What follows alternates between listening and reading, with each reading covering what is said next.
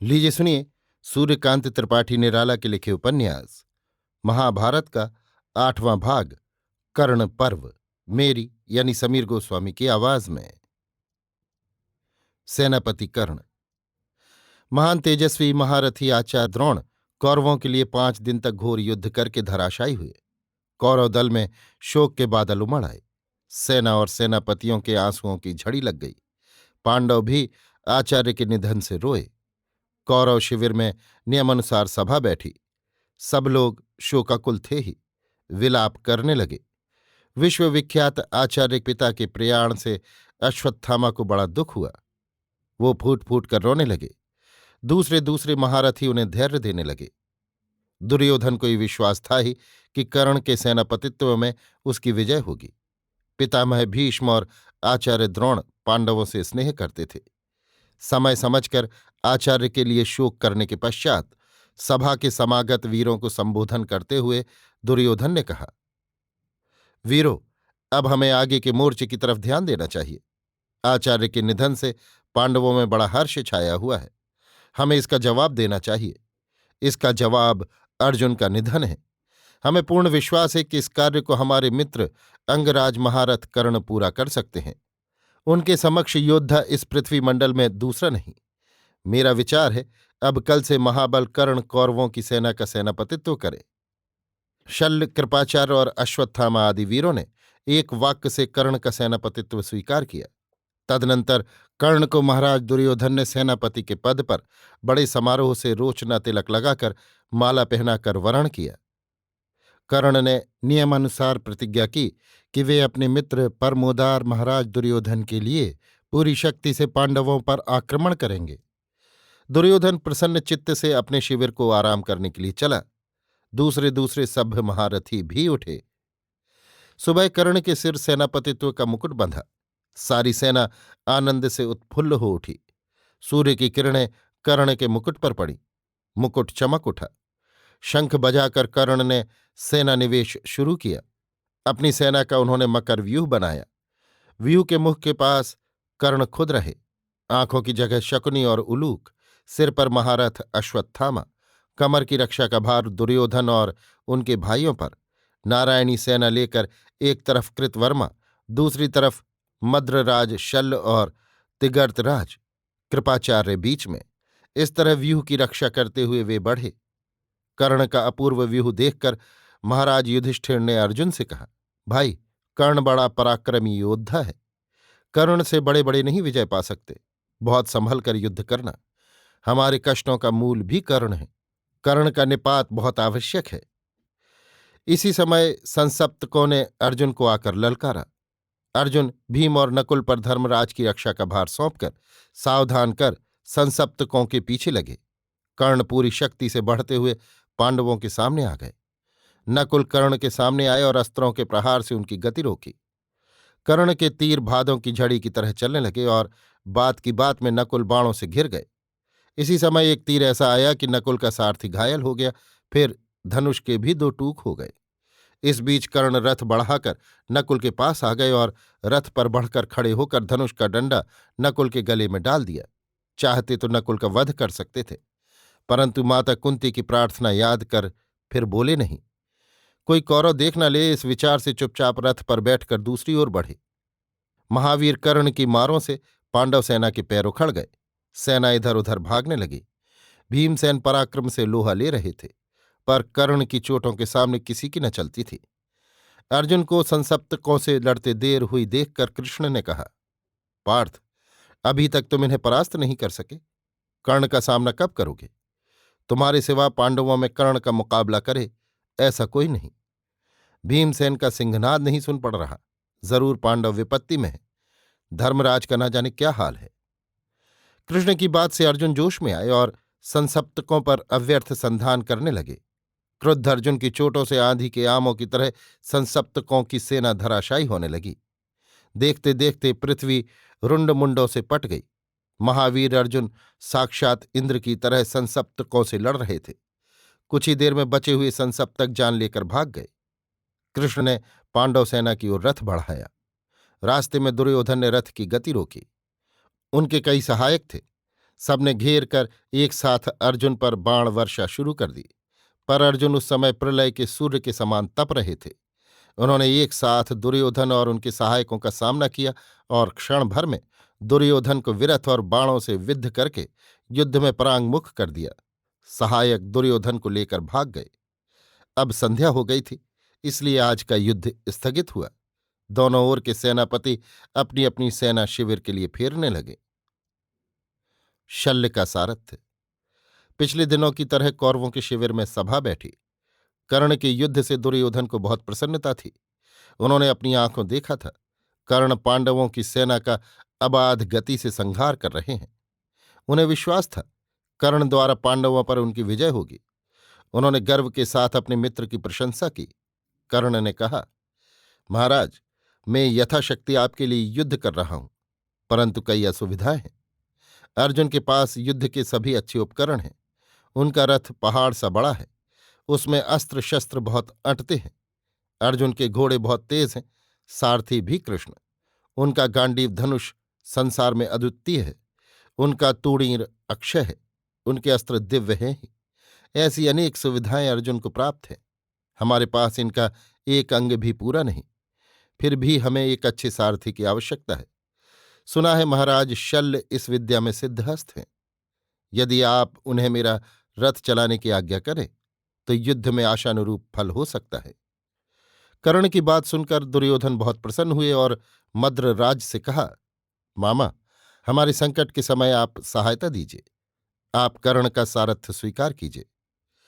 शल्य ने कहा, वत्स दुर्योधन, हमें तुम गधे पर चढ़ाओगे तो तुम्हारे लिए हम गधे पर चढ़ने को भी तैयार हैं। लेकिन एक बात है, उसे मेरा दोष ही समझो। मेरी जबान मेरे वश में नहीं रहती। महारथ कर्ण मेरी बात से नाराज होकर कहीं आत्महत्या न कर बैठें, यही मुझे भय है। सभा हंसने लगी। दुर्योधन और कर्ण झेंपे। शल्य एकटक कर्ण को देखते रहे। संभल कर दुर्योधन ने कहा, कहने के लिए आप जो चाहें कह सकते हैं। आप मामा हैं, अंगराज कर्ण ये जानते हैं। शल्य ने कर्ण का सारथ्य स्वीकार कर लिया। प्रातःकाल महारथी कर्ण के रथ पर सारथी शल्य को देखकर कौरव हर्ष से जय जयकार करने लगे। कर्ण ने कहा, शल्य, आज तुम मेरा समर देखोगे। शल्य ने कहा, अभी ही देख रहा हूं, जबकि रथ दक्षिण की ओर जा रहा है। कर्ण ने कहा, जब आ पड़ती है तब शुभ और अशुभ रखा रह जाता है। शल्य, आज निश्चित रूप से हमारी विजय होगी। शल्य ने उत्तर दिया, हंस और कौवे वाली होगी। ये कथा कर्ण की सुनी न थी। उन्होंने पूछा, हंस और कौवे वाली क्या? शल्य ने कहा, हंस समुद्र के पार उड़कर मोती चुगने जाते थे, चुगकर फिर उड़कर इस पार लौट आते थे। इस पार हंसों के घोंसले के पास एक डाल पर एक कौवा रहता था। उसने हंसों से पूछा, भाई तुम लोग कहाँ जाते हो? हंसों ने कहा, हम सागर के उस पार जाते हैं, वहां मोती चुगते हैं, फिर लौट आते हैं। कौवे ने कहा, आज हमें भी ले चलो। हंसों ने कहा, तुम उड़ ना पाओगे, बहुत दूर जाना है। कौवे ने कहा, हाँ, मैं सबको उड़ा ले चलूंगा। एक हंस ने कहा, चलो, अपना क्या बिगड़ता है। अस्तु, कौवा साथ उड़ा। एक पहर उड़ने के बाद वो थका, पंख ढीले पड़े तो पुकार कर कहा, भाइयों बचाओ, नहीं तो गिरकर डूबता हूं। हंसों ने कहा, पहले तुम्हें मना किया था तब नहीं माने। यहां बैठकर आराम करने को वृक्षलता थोड़े ही है। एक हंस ने कहा, डूबने दो। दूसरे ने कहा, नहीं, बचाओ इसे, आज की चुगाई ना सही। सब हंस इकट्ठे हुए और एक एक करके कुल हंस कौवे को पीठ पर चढ़ाए उड़ते हुए इस पार आने लगे। बहुत मुश्किल से पार आए, लेकिन कौवे की जान बचा ली। उस दिन फिर समुद्र पार जाना नहीं हुआ। कौवे को डाल पर बैठाकर उस दिन सब वैसे ही रह गए।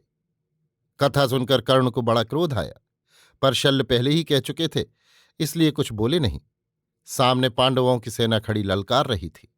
कर्ण ने कहा, शल्य, आज तुम सही सही युद्ध देखोगे। पांडवों की इतनी विशाल सेना मैं बात की बात में विडार दूंगा। आज अर्जुन के बड़े भाग होंगे, तभी वो बचेंगे। तुम देखोगे, मैं जो कुछ कहता हूं करता हूं। शल्य ने कहा, आज तक देखता रहा, पहले सुन चुका हूं। तुम जितना कहते हो मुश्किल से उसका 10वां हिस्सा कर पाते हो। कर्ण, इन प्यादों को तुम भले ही मार लो, पर अर्जुन का मुकाबला होने पर तुम जरूर मुझसे रथ भगा ले चलने के लिए कहोगे। अपने सिर पर तो कलंक का टीका लगाओगे ही, मुझे भी बदनाम करोगे। इसी समय पांडव पक्ष के अर्जुन सामने आए। युधिष्ठिर ने उन्हें देखकर सरल स्नेह स्वर से कहा, भाई, कर्ण ने आज बड़े विकट व्यूह की योजना की है। कर्ण को देखकर मुझे न जाने क्यों भय होता है। बहुत जल्द तुम कर्ण का विनाश करो। धर्मराज को प्रणाम कर अर्जुन आगे बढ़े।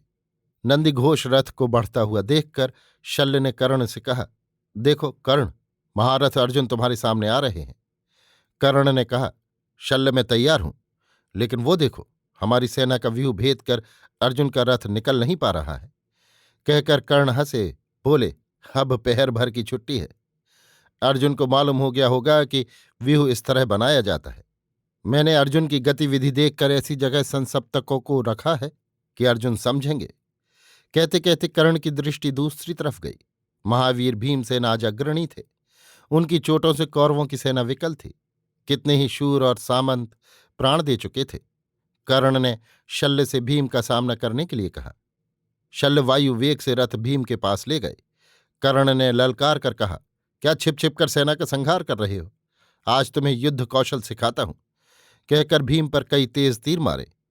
भीम ने शीघ्रता से कर्ण के तीर काट दिए और एक बाण धनुष पर चढ़ाकर कानों तक धनुष खींचकर कर्ण पर छोड़ा। भीम का आज का लक्ष्य अव्यर्थ था और पौरुष अपराजेय। तीर पहाड़ को फोड़ने वाला था। कर्ण ने काटने की भरसक कोशिश की, लेकिन कुछ फल न हुआ। तीर कवच भेद कर पूरी तरह चुभ गया, जिससे कर्ण को मूर्छा आ गई। कर्ण को बेहोश देखकर शल्य रथ भगा ले गए। दुशासन वध। भीम अबाध गति से कौरवों की सेना का संहार करने लगे। आज भीम की गति का रोध करे ऐसा कौरवों में कोई न था। जैसे लहलहाते हुए पुष्प और पत्रों के हरे वन को एक छोर से दूसरे छोर तक दावाग्नि जलाती हुई चली जाती है, वैसे ही भीमसेन कौरवों का संहार कर रहे थे। भीषण वर्षा का जल जिस तरह रोका नहीं जाता, तमाम भूमि को डुबाता हुआ बेरोक टोक बहता जाता है, उसी तरह भीम की शक्ति का मुकाबला कोई नहीं कर सका। दुर्योधन को सेना की रक्षा के लिए बड़ी चिंता हुई। पास ही दुशासन को खड़ा देखकर उन्होंने कहा, भाई, भीम आज अमित विक्रम से सेना का संहार कर रहा है। तुम भीम की गति रोको और उसका प्राणांत कर मुझे संतोष दो।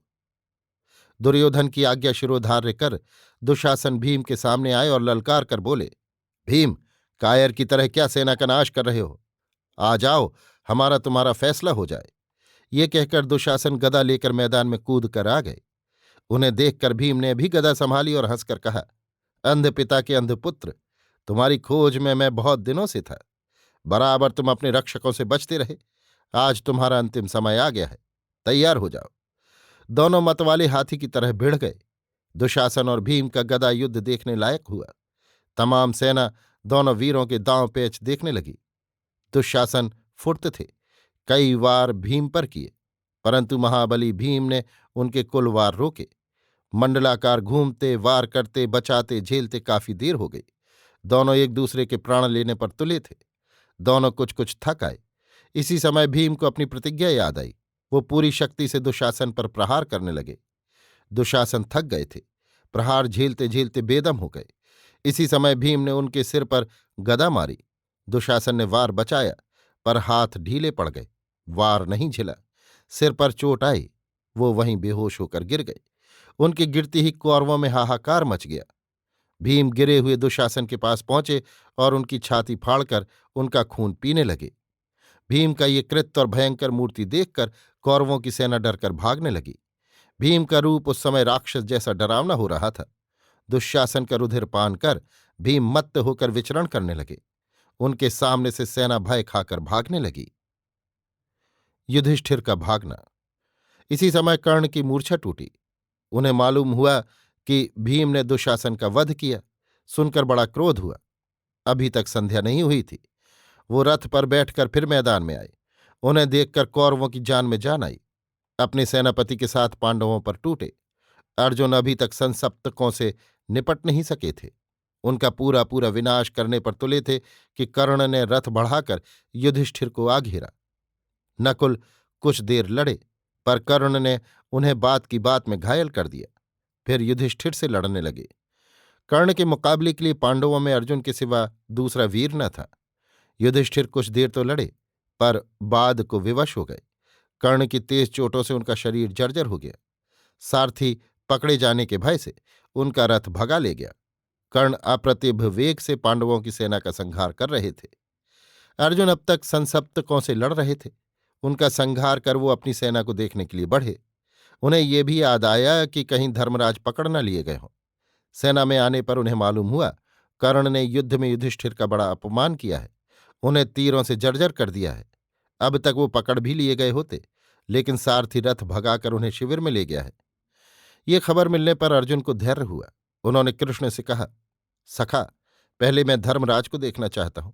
उनकी हालत समझकर कर्ण से समर करूंगा। कृष्ण शिविर की ओर रथ ले गए। नंदी घोष रथ पांडव शिविर की ओर बढ़ा। महाराज युधिष्ठिर बिस्तर पर पड़े कराह रहे थे। कर्ण के प्रहारों से अंग अंग जर्जर हो गया था। कृष्ण और अर्जुन सशंकित से शिविर के भीतर गए। देखा, राजवैद्य बैठे हुए धर्मराज युधिष्ठिर की मरहम पट्टी कर रहे हैं। युधिष्ठिर पीड़ा से छटपटा रहे हैं। कृष्ण और अर्जुन ने धर्मराज युधिष्ठिर को प्रणाम किया। इन्हें देखकर दर्द से भरे रुंधे कंठ से युधिष्ठिर ने पूछा, कृष्ण, अर्जुन, तुम लोग सकुशल तो लौटे? हमें बड़ा हर्ष है कि बिना एक तीर चुभे तुमने कर्ण का संहार किया। सेना विपत्ति से बच गई।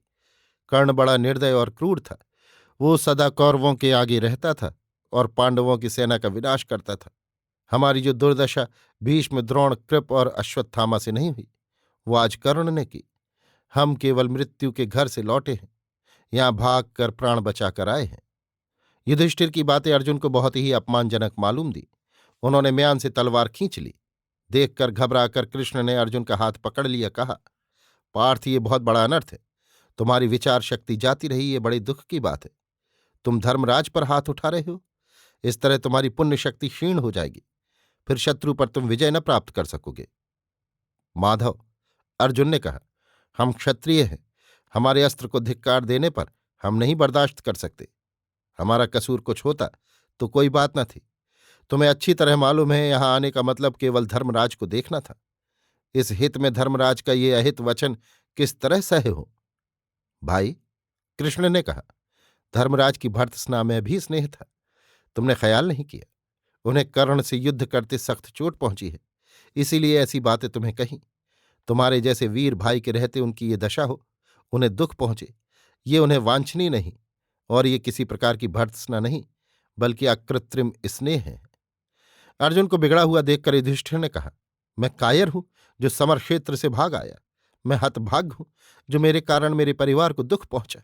मैं अधार्मिक हूं क्योंकि मेरे ही कारण मेरे कुल कुटुंबियों का नाश हुआ। अर्जुन, तुम वीर हो, पुरुषार्थी हो, तुम्हारा सभी साथ देते हैं। मैंने बड़ा बुरा कर्म किया जो तुम्हें मंद वचन कहा, तुम मुझे क्षमा करो। बड़े भाई की ये दीनता देखकर, उनके विनीत शब्द सुनकर अर्जुन वहीं गड़ गए। दुखी होकर बोले, महाराज, मैंने बड़ा भारी अपराध किया है, मुझे क्षमा करें। अब मैं प्रतिज्ञा करता हूं, आपको दुसह कष्ट पहुंचाने वाले कर्ण का आज संहार किए बिना आपको मुंह नहीं दिखाऊंगा। ये कहकर क्षमाशील युधिष्ठिर की पदधूलि सिर पर धारण कर अर्जुन वहां से विदा हुए। कर्णवध। घनघोर लड़ाई हो रही थी, फिर भी समय था। दुशासन के वध की अर्जुन को खबर मिली। वो उग्र रूप से लड़ते हुए भीम से मिले, उनके चरण छुए। अब आज सीधे कर्ण का सामना था। दोनों सेनाएं पूरे उत्साह से, अपनी अपनी विजय की आशा से, अपने अपने मुकाबले के योद्धा से भिड़ी थीं। कर्ण और अर्जुन भी निश्चिंत होकर एक दूसरे के सामने आए। युद्ध का श्री गणेश होते ही कुछ क्षण बाद कर्ण ने अर्जुन के गांडीव का गुण काट दिया। गुण के कटते ही तीर निक्षेप असंभव हो गया। साथ ही कर्ण में जो एक गुण और था, वो अविराम शरवर्षा कर सकते थे, उसकी सार्थकता हो गई। जब तक अर्जुन दूसरा गुण चढ़ाते रहे, कर्ण ने शरों से उन्हें जर्जर कर दिया। पांडव दल के दूसरे योद्धाओं ने कर्ण के चलाए तीर काटने की कोशिशें की, पर वे व्यर्थ गईं। कृष्ण और अर्जुन दोनों बुरी तरह घायल हुए। उनके बदन से खून के फव्वारे छूटने लगे। देखकर कौरवों को बड़ा हर्ष हुआ। सेना कर्ण का बार बार जयनाद करने लगी। धैर्य से अर्जुन ने गुण चढ़ा लिया और उल्टे कर्ण की दशा शोचनीय कर दी। तीरों से पृथ्वी, अंतरिक्ष और कर्ण के रथ के सभी पार्श्व छा दिए। कर्ण का धनुष टूटा और कई चोटें लगी। शल्य भी जर्जर हो गए। अर्जुन और कर्ण का अद्भुत युद्ध दोनों सेनाएं खड़ी एक निगाह से देख रही थी। पांडव सेना पूरे उत्साह से अर्जुन की जयध्वनि करने लगी। कर्ण को क्रोध आ गया। उन्होंने तत्काल दूसरा धनुष लेकर आग्नेय अस्त्र छोड़ा। अस्त्र की आग से अर्जुन के तमाम शर जलकर बेकार हो गए। आग पांडव सेना की ओर बढ़ने लगी। देखकर अर्जुन ने वरुण अस्त्र छोड़ा। शर के छूटने के साथ आकाश में बादल घुमड़ने लगे और वर्षा होने लगी। कर्ण ने वायव्य अस्त्र छोड़ा, जिससे तमाम बादल हवा से कट छट गए और आसमान बिल्कुल साफ हो गया।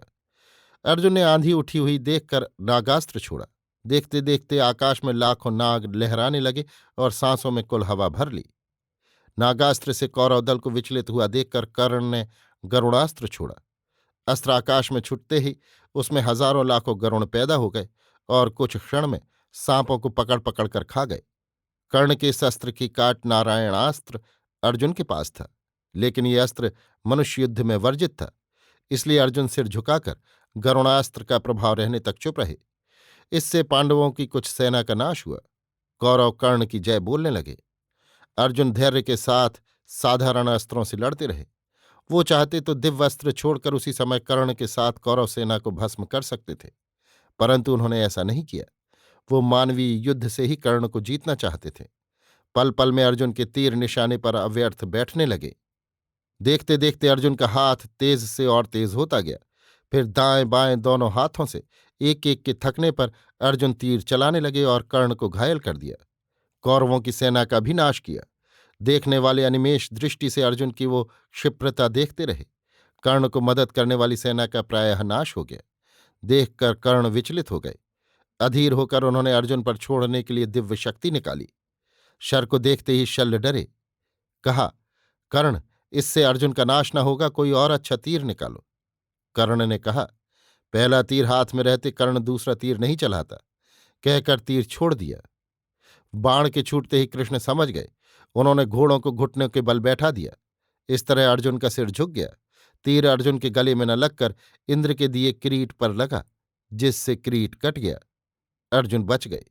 उत्तरोत्तर कर्ण और अर्जुन युद्ध में प्रबल पड़ते गए। अब तक सैकड़ों उपाय दोनों ने एक दूसरे को मारने के किए, पर कोई सफल नहीं हुआ। कर्ण और अर्जुन का ये युद्ध देखकर देवता भी दंग रह गए। तीरों की ऐसी लड़ाई अब तक किसी ने नहीं देखी थी। अर्जुन अब तक पहले की तरह धीर अविचलित थे। यद्यपि वो शरचालन में बड़ी ही फुर्ती से काम ले रहे थे, फिर भी उनमें थकान या चंचलता न आई थी। कर्ण अधीर हो गए थे। उनकी अधीरता बढ़ रही थी ज्यों ज्यों अर्जुन के हाथ तेज हो रहे थे। इस समय कर्ण परशुराम की सिखलाई शस्त्र विद्या एक तरह से भूल से रहे थे। ज्यों ज्यों दाव पैंच याद नहीं आ रहे थे, चिढ़ बढ़ रही थी। इसी समय एक दुर्घटना हुई। कीच में कर्ण के रथ का पहिया धंस गया। रथ की गति अचल हुई देख कर्ण बहुत व्याकुल हुए। उन्होंने पुकार कर कहा, हे अर्जुन, धर्मयुद्ध के अनुसार तुम्हें इस समय कुछ देर के लिए रुक जाना चाहिए। मेरे रथ का पहिया कीच में धंस गया है, उसे निकाल लूं, कुछ देर दया करो। अर्जुन ने कहा, कर्ण, धर्मयुद्ध का ज्ञान तुम्हें तब नहीं हुआ जब अभिमन्यु अकेला 7 रथियों से लड़ रहा था। सूतपुत्र, अब जब अपने सिर पर आ पड़ी तब धर्म का ज्ञान हुआ है। विराट के यहां जब गोधन चुराकर चले थे, तब जिन गौओं के खुरों में रोग था, वे गायें बैठ बैठ जाती थीं। उन्हें कितने धर्म ज्ञान से तुम पीट पीट कर उठाते और भगाते थे। तुम्हें सम्मुख समर में शत्रु से दया की भीख मांगते, धर्म का ज्ञान देते लज्जा नहीं लगती। कर्ण समझ गए कि प्रार्थना व्यर्थ है। वो रथ से कूद पड़े और एक तीर ऐसा मारा कि वो अर्जुन का वर्म भेद कर छाती में चुभ गया। अर्जुन कुछ देर के लिए संज्ञाहीन से हो गए। इसी अवसर पर कर्ण पहिया निकालने लगे। पहिया निकालते हुए वे पैर से धनुष पकड़कर तीर चलाते थे और एक हाथ से पहिया निकाल रहे थे। पहिया इतना धंस गया था कि एक हाथ से निकल नहीं रहा था। अर्जुन को निष्क्रिय देखकर, समय समझकर कर्ण दोनों हाथों से पहिया निकालने लगे। इसी समय अर्जुन प्रकृतिस्थ हुए। कर्ण को निशस्त्र देखकर उन्होंने उन पर तीर नहीं छोड़ा। देखकर कृष्ण ने कहा, पार्थ, यही समय है, कर्ण का वध करो।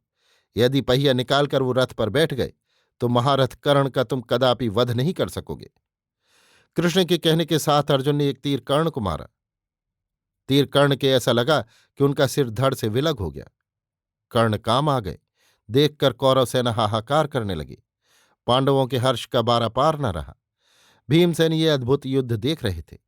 वो दौड़कर अर्जुन के रथ पर चढ़ गए और बड़े स्नेह से उन्हें गले लगा लिया। संजय ने धृतराष्ट्र से कहा, महाराज, आज वीरवर कर्ण रथ का पहिया निकालते हुए अर्जुन के तीर से काम आ गए। उनका तेज निकलकर सूर्य में समा गया। धृतराष्ट्र महारथ कर्ण का वध हुआ सुनकर वहीं मूर्छित हो गए। दुर्योधन के शोक का अंत न था। कर्ण ही उनके अंतरंग मित्र थे। सूर्य अस्त हो चुका था। लड़ाई बंद हो गई थी। दुर्योधन आज सब दिनों से अधिक चिंतित हुए। धीरे धीरे शिविर को लौटे। अभी आप सुन रहे थे सूर्यकांत त्रिपाठी निराला के लिखे उपन्यास महाभारत का 8वां भाग कर्ण पर्व, मेरी यानी समीर गोस्वामी की आवाज में।